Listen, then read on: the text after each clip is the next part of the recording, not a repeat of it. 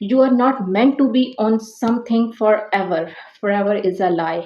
आपकी ज़िंदगी में आने वाली हर चीज़, आपकी ज़िंदगी में आने वाला हर शख्स, आपकी ज़िंदगी में आने वाली हर अपॉर्चुनिटी अपने जाने का टाइम साथ लेके आती है। So to all the time being in a miserable state, being in a victim state कि हमारे साथ तो ये हो गया, ये हो गया, या being stuck on that one phase on your life कि ओके,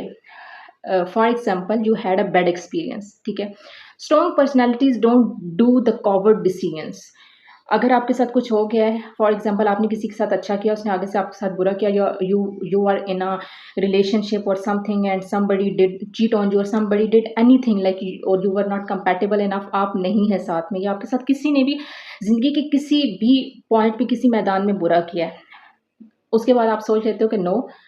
अब तो मैं अकेला रहूँगा, अब तो I will put those boundaries, those lines around me कि उसको कोई क्रॉस ही नहीं कर सकेगा, कोई मेरी ज़िंदगी में आ ही कभी नहीं सकेगा। I will never take that chance again.